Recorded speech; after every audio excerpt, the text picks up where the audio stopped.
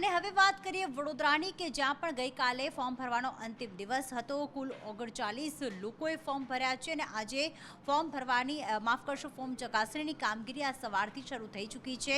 વડોદરા ખાતે જ્યાં 39 જેટલા ફોર્મ ભરવામાં આવ્યા છે, કુલ 39 લોકોએ આ ઉમેદવારી કરી છે અને અલગ અલગ હાલમાં ફોર્મ ચકાસણી કરવામાં આવી રહ્યા છે। એક ફાઇનલ આંકડો જે છે આવી જશે સામે।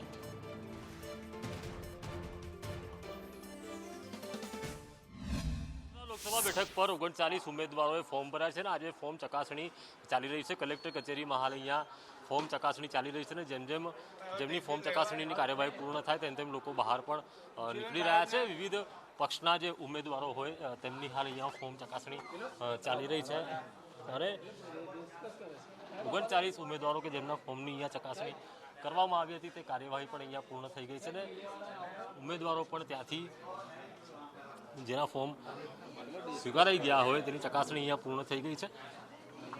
22મી તારીખ છેલ્લી છે કે જ્યારે આ ફોર્મ પરત ખેંચી શકાશે, ત્યારે વિવિધ પક્ષના એજન્ટો હોય કે અગ્રણીઓ હોય તે અહીંયા ઉપસ્થિત રહ્યા હતા। તેની સાથે વાત કરીએ।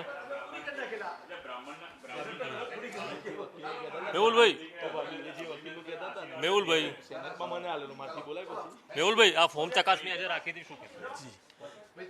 કલેક્ટર સાહેબે ફોર્મ ચકાસણી જે રૂટીન વ્યવસ્થા હોય છે ઇન્ટિમેશન આપ્યું હતું એ પ્રમાણે બધા 11 વાગે હાજર હતા અને કોઈ સરસ સુચારુ રૂપે આખી વ્યવસ્થા પૂર્ણ થઈ। જે તે વ્યવસ્થાથી સરસ રીતે ચકાસણી પૂર્ણ થઈ। કોઈ વાંધો આવ્યો? કોઈ નેશનલ પાર્ટીના કોઈ વાંધા નહોતા, કોઈ બીજા 1-2 લોકોના જે પક્ષને બધા વ્યક્તિગત વિષય હતા, કોઈ એફિડેવિટ લેટ હતું કે એવું કંઈક એવા 2-3 વિષય હતા। બાકી એ સિવાય નેશનલ પાર્ટીમાં કોઈ જ વાંધા નહીં બંને અને સુચારુ રૂપે બધી વ્યવસ્થા પૂર્ણ થઈ છે અને જે કાયદાકીય પ્રક્રિયા પ્રમાણે થવું જોઈએ એ પ્રમાણે પ્રોપર બધું સ્ક્રુટિની પૂર્ણ થઈ। રાષ્ટ્રીય નેશનલ જે પાર્ટી હોય એના જે ઉમેદવાર અને એની સાથેના ઉમેદવાર હોય એનું પણ જે કાયદાકીય જોગવાઈ છે એ પ્રમાણે સુચારુ રૂપે પૂર્ણ થયેલ છે। ઓકે, અમીબેન આપ પણ ડમી ઉમેદવાર છો જસપાલસિંહના, ફોર્મ ચકાસણી સુચારુ રૂપે થયું છે કે પછી કોઈ વિવાદ થયો?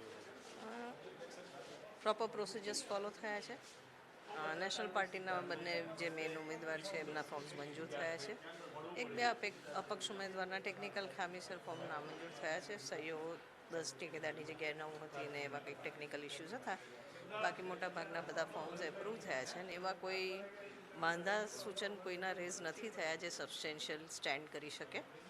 ઇન શોર્ટ, જે બી ઉમેદવારોએ ઉમેદવારી પત્રક ભર્યા હતા એમાંથી 1 કે 2 છોડીને બધા જ મંજૂર થયા છે।